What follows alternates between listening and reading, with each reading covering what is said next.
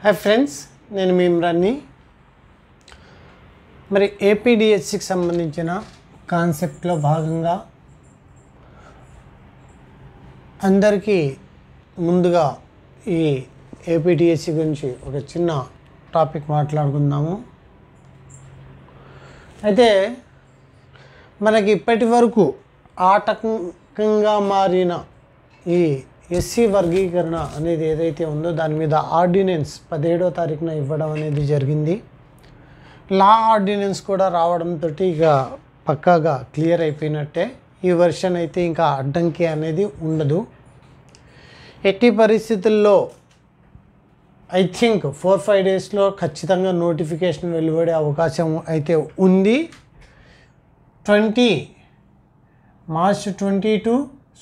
April 22-23 లోపు notification వచ్చే అవకాశం కూడా ఉంది అని చెప్పి మెసేజ్లు కూడా నడుస్తున్నాయి. ఖచ్చితంగా వచ్చే అవకాశాలు దండిగా ఉన్నాయి. నోటిఫికేషన్ ప్రిపరేషన్ ఎవరైతే ఇప్పటి వరకు కొనసాగించారో వాళ్ళు యథాతథం చక్కటి ప్రజెంటేషన్ చేస్తారు. డెఫినెట్లీ చేయండి. ఇంకొద్దిగా టైమింగ్ని పెంచండి. లాంగ్ ప్రాసెస్లో 6 to 8 hours సరిపోతాయి. కానీ ఈ షార్ట్ టైం, ఈ 45 రోజులు 50 రోజుల గడువులో మాత్రం 6 గంటలు 8 గంటలు చదువుతానంటే సరిపోదు. మ్యాక్సిమం చేయాల్సిందంతా కూడా 40 రోజులు, మహా అయితే 40 రోజులు కష్టపడతావు.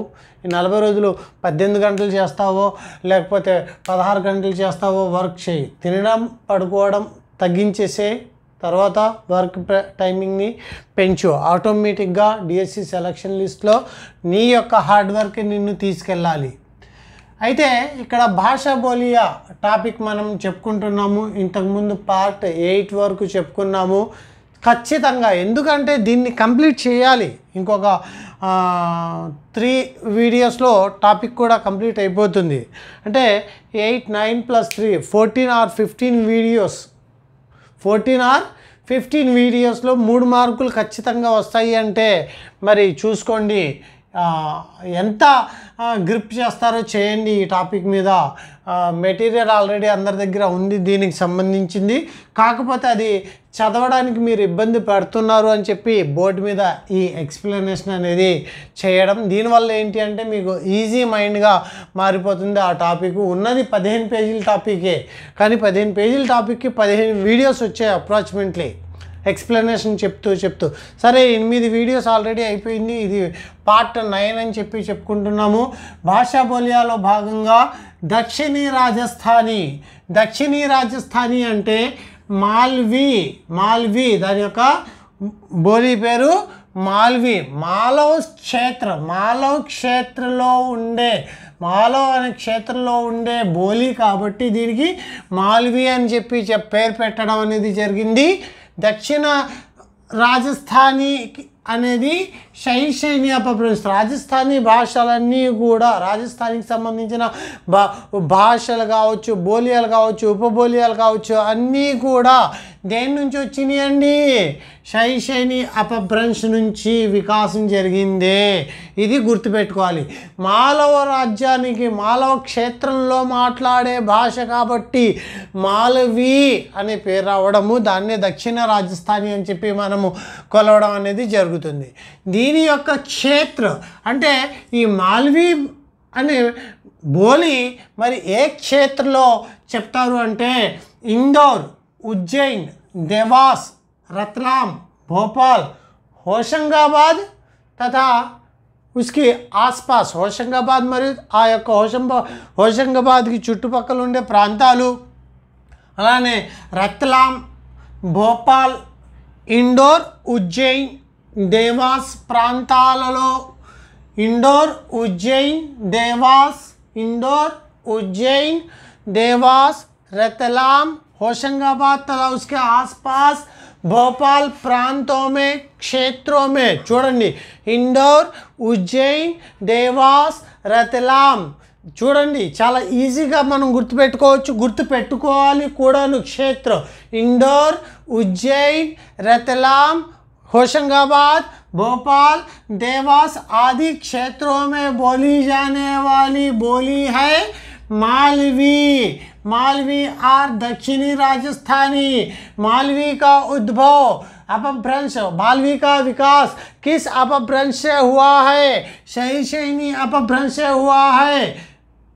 सोडवाड़ी, रांगड़ी, पाटवी, रतलामी उपबोलियाँ किस बोली से संबंधित है? లేదా మాల్వీ बोली से संबंधित उपबोली नहीं है అని చెప్పి వేరేది ఏదైనా ఇవ్వచ్చు అన్నమాట. సో సోడ్వాడి, రాంగడి, పాటవి, రత్లామి అనే ఉపబోలియాలు దేనికి?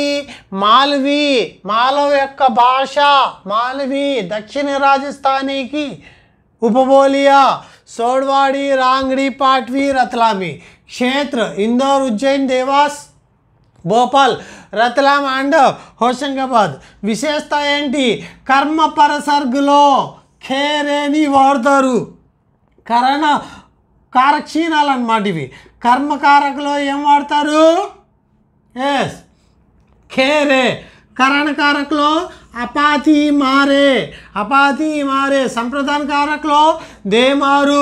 संबंध कारक लो थाको, थाके, थाकी, थाको, थाके, थाकी అనే కారక్షీణాలని వాడే విశేషత గల బోలి ఏమిటి?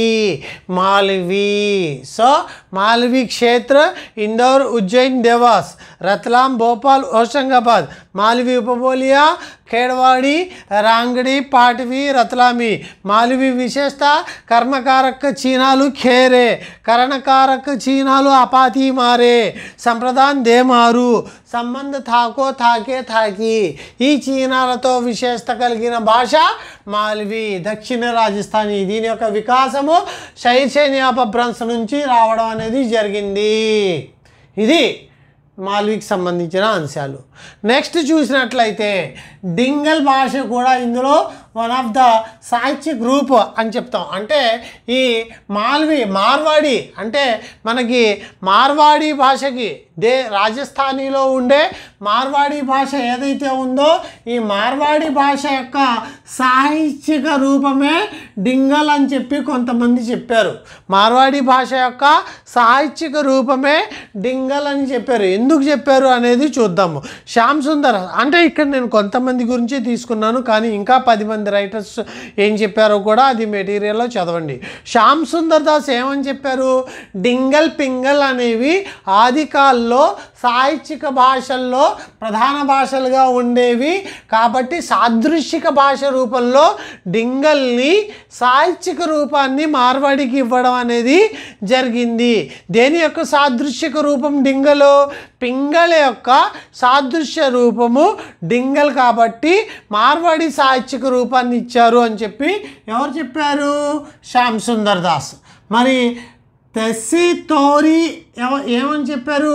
డింగల్ అంటే ఒక నియమిత రూపం లేనిది, అంటే అనియమిత రూపంతో ఉండే భాష. అలానే ఇది ఒక గ్రామీణ గవారు భాష. ఏది? మార్వాడి అనేది గవారు భాష అంట. మార్వాడి అనేది అనియమిత రూపమైన భాష అంట. దాని గురించే ఆ డింగల్ యొక్క అర్థం కూడా అనియమిత రూపము, డింగల్ యొక్క అర్థం కూడా గవారు రూపము అని చెప్పి ఎవరు చెప్పారు? తెస్సి తోరి. ఏ భాష గురించి? డింగల్. కాబట్టి మార్వాడికి డింగల్కి ఉన్న మీనింగ్ కలుస్తుంది కాబట్టి మార్వాడి భాష యొక్క సాహిత్యక రూపము డింగల్ అని చెప్పింది ఎవరు అంటే తెస్సి తోరి. శ్యామ్ సుందర్ దాస్ ఏం చెప్పారు? డింగల్ పింగల్ అనేవి సాదృశ్యక పదాలు, అందుట్లో మరి ఈ మార్వాడి ప్రాంతాల్లో మరి ఈ డింగల్ యొక్క భాష మార్వాడికి సంబంధించిందే కాబట్టి ఇది సాహిత్యక రూపం మార్వాడి అని చెప్పి శ్యామ్ సుందర్ దాస్ చెప్తే తెస్సి తోరి డింగల్ యొక్క మీనింగ్ని చెప్పారు ముందు. అనియమిత రూపము, గవారు రూపము అని చెప్పి. అట్లానే మార్వాడి కూడా అనియమిత రూపము, గవారు రూపము కాబట్టి మార్వాడికి డింగల్ అనేది సాహిత్యక రూపము అని చెప్పారు. హరప్రసాద్ శాస్త్రి ఏమని చెప్పారు? డింగల్ అంటే డింగల్ అంటే డగర్ అని అర్థము. డగర్ అంటే జంగల్ అని అర్థము. జంగలీ భాష అంటే ఇక్కడ డింగల్కి మార్వాడికి లక్షణాలు ఒకటే. డింగల్ అంటే డగర్ అంట. ఎవరిని అనుసరించి? హరప్రసాద శాస్త్రిని అనుసరించి. డగర్ అంటే ఏంటి? జంగల్ అని అర్థము. సో ఈ డింగల్ యొక్క మీనింగు మార్వాడి భాష యొక్క మీనింగ్ ఒకటే కాబట్టి ఇది మార్వాడికి సాహిత్యక రూపము అని చెప్పింది ఎవరు? హరప్రసాద శాస్త్రి. అలానే కిషోర్ సింగ్ ఏం చెప్పారు? డి అంటే ఉడనా ఊంచే స్వర్సే పడే జానేకే కారణ్ అంటే ఒక అత్యంత గట్టిగా చదువుతారంటండి. డింగల్ భాష కావచ్చు, మార్వాడి భాష కావచ్చు, గట్టిగా ఊంచే స్వర్మే పడే జానేకే కారణ్ అంటే ఊంచే స్వరం ఎత్తైన బాగా హై వాయిస్లో చెప్పే భాష ఉడనా. కాబట్టి ఈ లక్షణం వల్ల డింగల్ని ఈ లక్షణంలో డింగల్లో ఉన్నాయి కాబట్టి మార్వాడిలో కూడా ఈ లక్షణం ఉన్నాయి కాబట్టి ఈ మార్వాడికి డింగల్ అనేది సాహిత్యక రూపము అని చెప్పి కిషోర్ సింగ్ ఏమన్నారు? డింగల్ అంటే ఉడనా ఊంచే స్వర్మే బోలే జానేకే కారణ్. ఇవి ఈ రెండు అంటే ఇక్కడ సాహిత్యక రూపం మార్వాడికి సాహిత్యక రూపం డింగల్ భాష. దీనికి గల కారణాలు ఏంటి? కంపేర్ చేస్తున్నారు. ఈ రెండిట్లో ఉన్న ఈక్వలెన్సెస్ని తీసుకుని చెప్తున్నారు వీళ్ళు, కంపేర్ చేస్తున్నారు. కిషోర్ సింగ్ ఎలా కంపేర్ చేశారు? ఇది ఊంచే స్వర్మే మాట్లాడతారు, ఇది ఊంచే స్వర్మే మాట్లాడతారు కాబట్టి దీని యొక్క సాహిత్యక రూపము డింగల్ అని చెప్పి కిషోర్ సింగ్. పురుషోత్తం దాస్ అన్నారు. ఏమని? డిమ్ అంటే డమరు అంటే ధ్వని అంటే రణచండీకి ధ్వనికే కారణ్ అంటే మార్వాడిలో ఉన్న ధ్వని డింగల్లో ఉన్న ధ్వని ఒకటే కాబట్టి ఇది సాహిత్యక రూపం అని చెప్పి పురుషోత్తం దాస్ చెప్పడం అనేది జరుగుతుంది. గణపతి చంద్ర ఏమని చెప్తున్నారు? రాజస్థాన్కే కిసి ఛోటే భాగ కా నామ్ డగల్ థా. సో డగల్ ప్రాంతానికి సంబంధించిన భాష డింగల్ భాష. ఇది డింగల్ మార్వాడికి సంబంధించిన సాహిత్యక రూపం అని చెప్పడం అనేది జరుగుతుంది. సో ఇది ఫ్రెండ్స్ దక్షిణ రాజస్థానీ మరియు డింగల్ భాషకు సంబంధించిన సమాచారము. సో డింగల్ బోలికి చూడండి, దక్షిణ రాజస్థానీలో మాల్వీ బోలి మాల్వా ప్రాంతానికి సంబంధించింది. క్షేత్ర ఇందోర్, ఉజ్జయిన్, దేవాస్, రత్నం, భోపాల్, హోషంగాబాద్ తదితర ప్రాంతాలు, ఆ చుట్టుపక్కల ప్రాంతాలు. ఉపబోలియా सोड़वाड़ी, रांगड़ी, पाटवी, रतलामी. विशेषत कर्म परसर्गलो खेरे उंटाई, करण परसर्गलो अपाती मारे उंटाई, संप्रदायंलो देमारू. नेक्स्ट संबंधलो थाको, थाके, थाकी. डिंगल भाषा मारवाड़ी की साहित्यिक रूपमे అనే దాన్ని ఈక్వలెంట్ చేస్తున్నది. అది పింగల్ డింగల్ సాదృశిక పదాలు కాబట్టి ఈ డింగల్ అనేది మార్వాడి రూపాన్ని ఇచ్చింది అని చెప్పి శ్యామ్ సుందర్ దాస్ చెప్పారు. తెస్సితోర్ ఏమని చెప్పారు? అనియమిత రూపము గవారు రెండిటికి మ్యాచ్ అవుతున్నాయి కాబట్టి డింగల్ అనేది సాహిత్యక రూపము మార్వాడికి. హరప్రసాద్ శాస్త్రి ఏమని చెప్పారు? జంగల్ డగర్కి భాష డింగల్ కాబట్టి సేమ్ మార్వాడి కూడా జంగల్ భాష కాబట్టి మార్వాడి యొక్క రూపము సాహిత్యక రూపము డింగల్ అన్నారు. కిషోర్ సింగ్ ఏమని చెప్పారు? డి అంటే ఉడనా ఉంచే స్వర్సే పడే జానేకే కారణ్, సేమ్ మార్వాడి. అలానే పురుషోత్తం దాస్ ఏమని చెప్పారు? డిమ్ అంటే డమరు, డమరు అంటే ధ్వని, ధ్వని అంటే రణచండీకి ధ్వని ప్రకార్ మార్వాడి మరియు దానికి సంబంధించిన లక్షణాలు డింగల్లో ఉన్నాయి కాబట్టి సాహిత్యక రూపం అని చెప్పారు పురుషోత్తం దాస్. గణపతి చంద్ర ఏం చెప్పారు? రాజస్థాన్ యొక్క ఒక డగల్ అనే ప్రాంతానికి సంబంధించిన భాష డింగల్ అని చెప్పడం అనేది జరుగుతుంది. సో ఫ్రెండ్స్, నేను చెప్పేది ఒకటే, ప్రతి ఒక్కరూ హార్డ్ వర్క్ చేయండి. నేను ముందు నుంచి ఒకటే మొత్తుకుంటున్నాను, ఎప్పుడు ఇస్తాడు ఏంటి అనే టాపిక్ మైండ్లో ఎలాగో తీయాలనుకున్నారు, మీరు చదవాలనుకున్నారు, ఒక 2 months డిలే అవుతుంది అయినప్పుడు ఏంటి అన్నాను నేను, అంతే. అసలు ఆ 2 months కూడా డిలే ఎక్కడైంది చూడండి, రేపో మాపో డిఎస్సి నోటిఫికేషన్ అన్నట్టుగా ఉంది వ్యవహారం. ఆల్రెడీ ఏజ్ లిమిట్ గురించి కూడా చెప్పడం. సో 42, 44 అన్నారు. యాక్చువల్గా అయితే 44, లాస్ట్ డిఎస్సిలో 44 ఏజ్, మరి అది 46 అవుతే బాగుంటుంది అని చెప్పి నా ఆలోచన. సరే, నో ప్రాబ్లం, చదవండి. ఎంత అనేది పక్కన పెట్టండి, ఏజ్ ఎవరిది వాళ్ళకే. ఏదున్నా సరే 44 ఏజ్ ఉంది మెన్షన్ చేశారు ఇప్పటికైతే +5 కేటగిరీ వాళ్ళకి. కానీ యాక్చువల్గా ఈ 44 నేనేమని నమ్ముతాను అంటే 46 అవుతే బాగుంటుంది అనుకుంటున్నాను. మరి అవుతుందా లేదా అనేది తర్వాత సంగతి. యాక్చువల్గా 44 2018లోనే 44 ఇయర్స్ ఇచ్చారు. అది మరి పెంచుతారా లేదా అనేది వెయిట్ చేద్దాం. సో అడుగుతున్నారు. యాక్చువల్గా దీని మీద ఆర్డినెన్స్ జీవో కూడా ఇచ్చేసాము. 44 కంప్లీటా అయి ఉండాలి అనేదే వాళ్ళ యొక్క ఆలోచన. +5 ఏంటి SC SC BC PH కేటగిరీల వాళ్ళకి 5 years ఎక్స్టెండ్గా ఉంటుంది. PHకి అయితే ఐ థింక్ ఇంకా ఎక్కువ కూడా ఉండొచ్చు. సరే అవన్నీ పక్కన పెట్టండి.